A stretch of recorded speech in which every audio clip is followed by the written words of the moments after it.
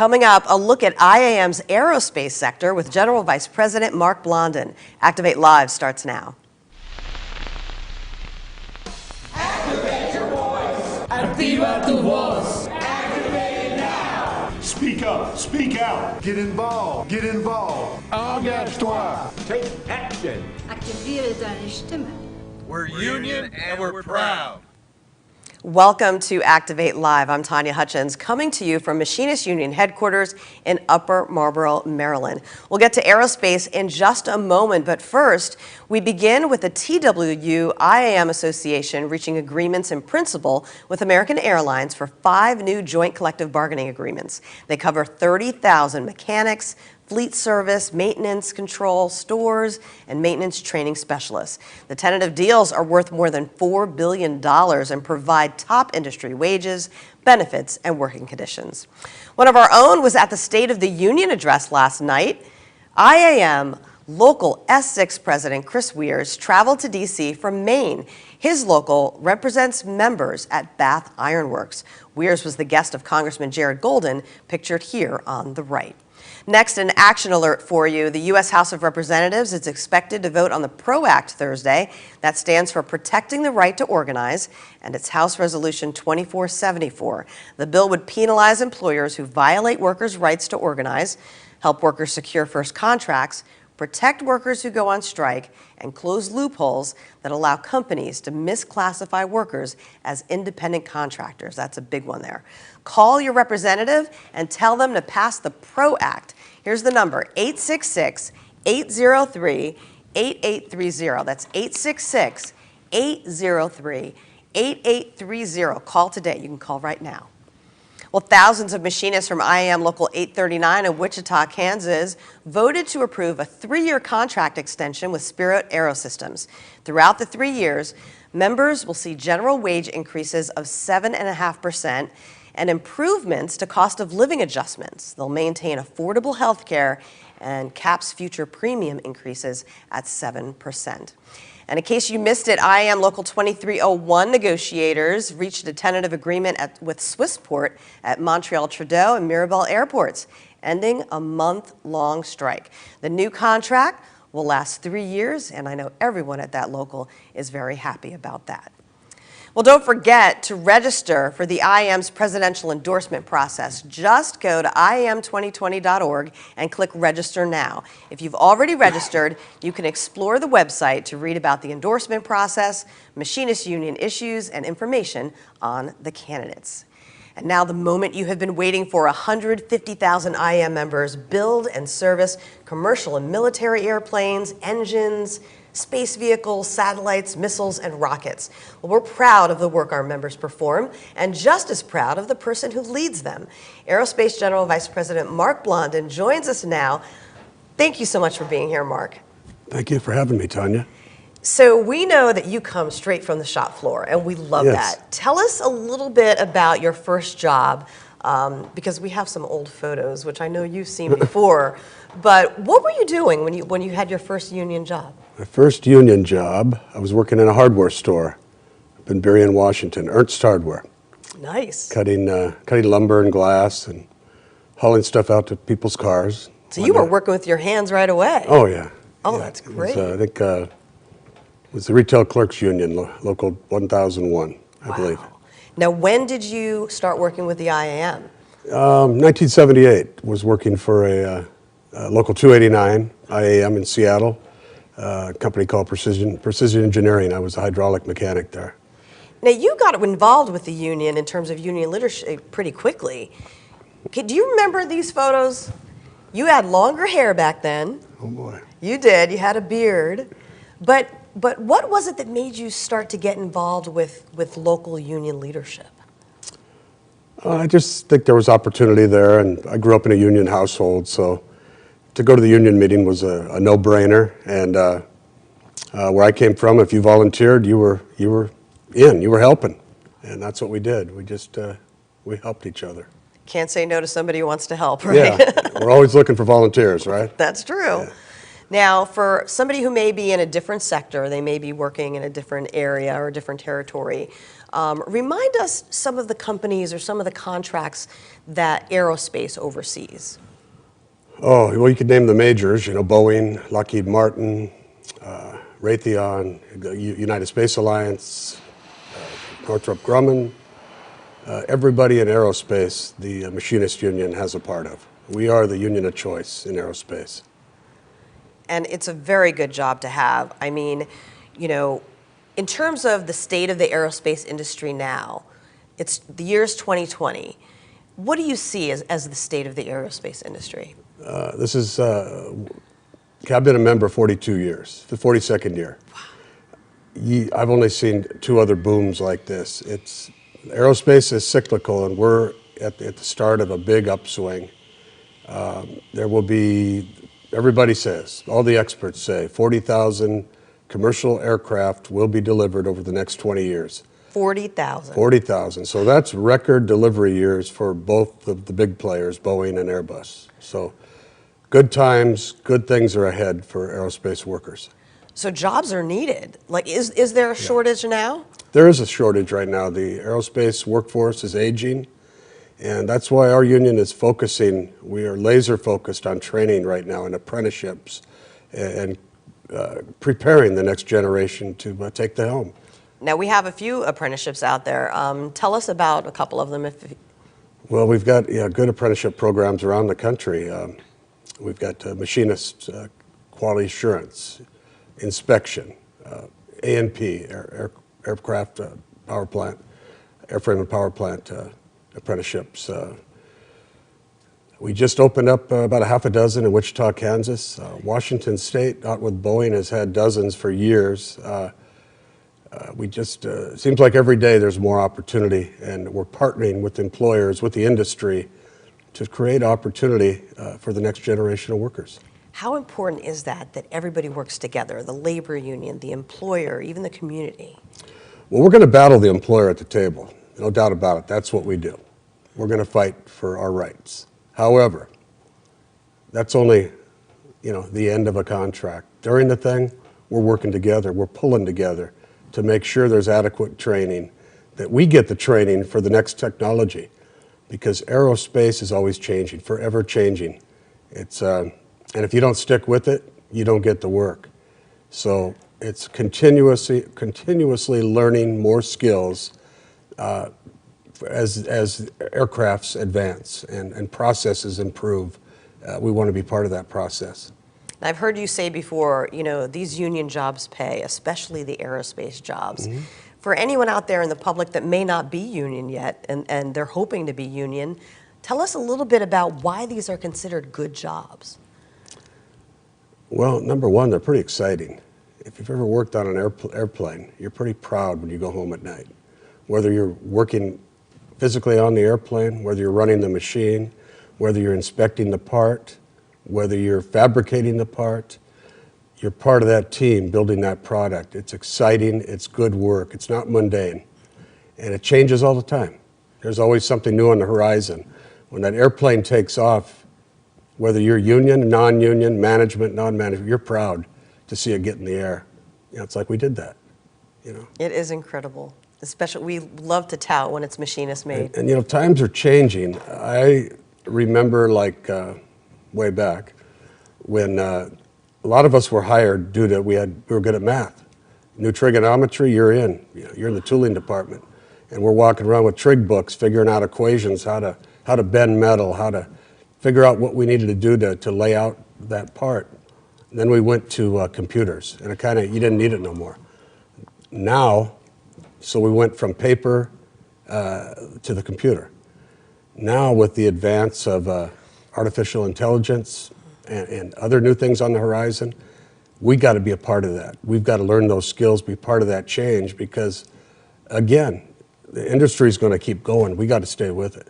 That's why I think those apprenticeship programs are so important. Yeah. And I am so inspired, I'm going to get your feedback on this too, at these aviation high schools that are out there. Like, I just found out there was one in Greenbelt, Maryland that I had no idea there was an aviation high school out there.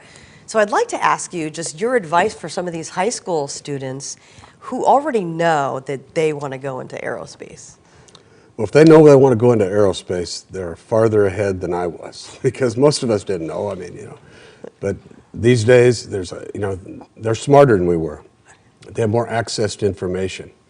And I say to them, science, math, engineering, take every class you can with that, computers, everything. And the industry awaits. There's so many jobs, so many different things to do within aerospace. I mean, it's a 30-year life. Why not get into something that's really exciting? Now, we have a lot of service contracts, and, I consider us leading the way there. How do those work when it comes to service contracts? Well, the Service Contract Act is the law that governs contracts that companies get to provide services to the U.S. government. It provides the minimum in wages and benefits that they have to pay. There's also an allowance there if you're union to negotiate above and beyond that. And we are the leader in the service contract arena. We have more knowledge in aerospace than any other union. You look at the contracts, we get much better contracts than any other union in the service contract. The tens of thousands of members and their families in the Service Contract Act are proud to be union. Nearly 100% of the members we represent under service contracts are union.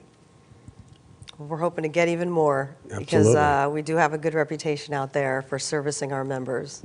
At least the feedback that I'm hearing is pretty good. Yeah. So looking to the future, I mean, you said that we have artificial intelligence, that we have to stay on top of it. Where else do you see aerospace going, in the next 20 years with all these jobs that you're talking about? And do you have any personal goals for this year, just for 2020? Well, there's going to be a lot of jobs. We've got to partner with our government and somewhat hold them accountable on these trade policies to protect these jobs and this technology from going overseas or south of the border. These technologies are developed in the United States. We build the processes. We ought to have the jobs go with them. There's got to be a better trade than what we have right now. I know, it's got to be fair trade, not There should be free. fair trade, and we should have machinist union representatives negotiating a trade deal, not people who've never turned a tap. The only thing they know about an airplane is they bought an airplane ticket once. They ought to know what they're talking about when they're going out negotiating our jobs away with other governments. I really wish we'd have more of a voice because it would probably be a much better deal than, what we're getting now. But as far as goals right now for this year, I think that our department is looking very good at preparation. We're doing a better job in preparing for negotiations, starting out a year or two early, getting the committee trained and up to speed, and talking to the membership and getting a better idea of what the memberships want in a collective bargaining agreement. So preparation, strategic planning is a big deal, and training. We're working right now with Eastern Gateway College. Probably this isn't a big announcement yet, but we're working. There will be an announcement sometime, hopefully this year. You heard it here first. That we're going to have whether it be an aerospace or manufacturing or a general overall manufacturing degree, a 2-year free degree to union members. It's free college for our members and their families. We hope to have that done this year. That's one goal, to get that in the curriculum. And then See, that's keeping up to speed with what's going keeping on. up to speed, working with the communications department and the strategic resource department and other SMEs within our union right now. We're hoping to deploy our aerospace report by this May, which will give outsiders, primarily legislators, a better understanding of what we do and the worth of aerospace, what it's worth to working families in the United States, the amount of jobs it creates, how it benefits our economy. So that report I'm very excited about. We hope to have it out by the 1st of May. Oh, that'll be great. Yeah. I mean, time's flying by It goes already, quick, yeah. so that's 3 months away. But again, and then we negotiate. We organize, provide union opportunities for non-union workers, and we negotiate. We continue to get the very best contracts in the industry, and We're going to knock them out one after another. We hope that the 737 MAX is back in the air soon. The production has slowed. That's unfortunately cost us some jobs in Wichita, Kansas. Although, hats off to Local 839 and the district in Wichita, Kansas. They just bargained under some duress with 2,500 people being laid off. They just negotiated a superb contract. As you mentioned it in the prelude there. Yeah, good job there. 7.5% in wages, a cost of living adjustment rolled into base wages, a couple bucks an hour into the IAM National Pension Fund. They froze their health care premiums with some caps for inflation. Just an outstanding job in times of, you normally don't get a real good contract during a layoff. But again, that was preparation. They started a year ago planning for a negotiation, and company approached them early about opening up. They did it, and I'm very proud of their accomplishment. You know, that's pretty good with inflation, because I think that cap, if I remember, was 7% if Right. inflation goes above 7%. So does that mean that if it goes past that, the company kicks in? Right. What it means is, say, right now they pay 20% of the premium, and they locked it at 20%. So if that premium raises, the cap is 7, so if it goes up 7%, they'll pay 20% of the 7%, and that's it. Any additional above that is the company will pay. That helps the members so much. And that's something that we need to get in many contracts. We need to have caps on healthcare costs, negotiate caps based on inflation, and they did a fine job. I think that's some of the hardest things for people to keep up with when, healthcare costs go up and gasoline prices go up, and, not everybody's salaries may be going up, especially with the non-union people seeing that, and a lot of them end up going bankrupt.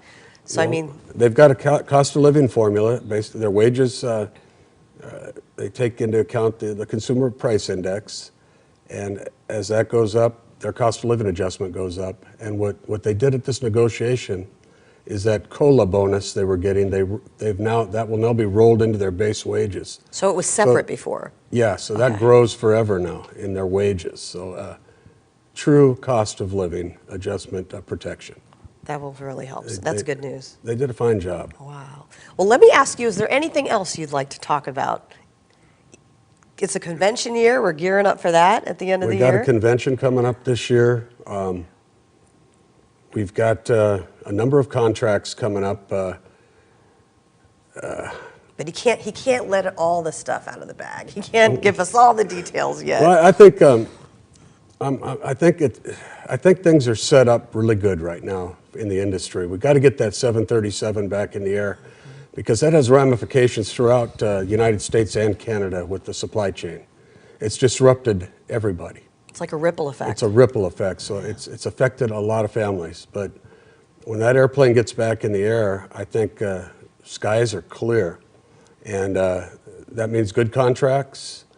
It means we've got to educate new workers, train them, get them ready to participate in the industry. We can organize, because I think once non-union people see what a union contract can get them, it's like a no-brainer. Why wouldn't you? Why wouldn't you? Exactly. You heard it here. Good salaries, good benefits, retirement security. Yes. Union pays. It pays to be union. Wow. Well, we appreciate you taking the time out of your day to stop by for a few minutes and speak with us. You're welcome anytime, so let us. Oh, we got comments coming. Okay. Now, because I'm old and I can't see, I have to turn around and look at the monitor. But this is from Brian Steinmax. He said, proud to come out of the aerospace local. The IAM is the premier union representing the aerospace industry. So out in the field, they're backing it up. That's a good comment, brother. Scott Hargis says, hello, Brother Mark. Scott Hargis, Automotive Lodge 777, District 9, St. Louis, Missouri. Thanks for everything you do for all of our brothers and sisters. Thank you, brother. That's a powerhouse district out there, District 9. And we have Andrew, IAM 751 here. Heyo, is that how you say it? Or is it heyo? If he's 751, he's a good man. That's my local. Juliana Helminski says hello from IAM Delta. Oh, So yeah. that's good. Excellent. IAM Delta. Yeah, still going strong. That campaign is still going strong. So Rightfully so. That one day they will get to that vote, and I know they will make the right decision. They need to be IAM, and our contract there speaks for itself in the transportation sector. can't wait for that day. Absolutely. That the 737 MAX is up in the air, and there we have IAM Delta, because Yeah. we still hear from a lot of the workers that are out there that say they would like the IAM to represent them. So thank you, Mark. Thanks so much. Thanks for having me. Yeah. Well, we want to know what you think. Join the conversation to make your voices heard. Let us know your thoughts on the aerospace industry right here on this video, no matter which social media platform you are watching. Here's a look now back at this week in labor history. On this date in 1830, the first daily labor newspaper was published as the New York Daily Sentinel. It lasted 3 years. In 1993, President Bill Clinton signed the Family and Medical Leave Act. The law requires employers of 50 or more workers to grant up to 12 weeks of unpaid leave for a family or medical emergency. Well, 81% of U.S. workers do not have access to paid family leave through their employer. 52% of FMLA leaves taken in 2012 were by workers who were also caring for children at home. Many organizations, including the Coalition of Labor Union Women, are pushing for a comprehensive national paid family and medical leave law. Well, if you're a member of the Machinists Union, one of your benefits is labor education, and you can go to the Wimpesinger Education and Technology Center in Hollywood, Maryland for training. Here are some of the deadlines to keep in mind. February 10th is the deadline to register for the Special Retirees Get Out the Vote meeting. It's also the deadline for Basic Railroad Local Chairman Development. February 14th, Valentine's Day, is the deadline for intermediate web development, and March 23rd is the deadline for the Financial Officers Program. We also have state council meetings coming up, and here's a list of all of those upcoming meetings. February 8th and 9th, Minnesota State Council meets in Vadnais Heights. February 22nd, Nebraska State Council meets in Lincoln. February 29th, Leap Day, the Iowa State Council meets in Aluna. March 2nd through the 4th, the Washington State Council meets in Olympia, and March 28th, the Arizona State Council meets in Tucson. We have some special events coming up. The APRI National Board meetings in Baltimore, Maryland, February 18th, and IAM Lobby Days take place in Ottawa, Canada, February 24th and 25th. And we want you to mark your calendars now for the IAM Grand Lodge Convention in San Diego, September 6th through the 11th. We have lots of locals all across the country fundraising for that. Looking forward to it. Support your union siblings. Spread the word about this video to your local or district page. And thanks to all of you who already do. We'll see you next Wednesday.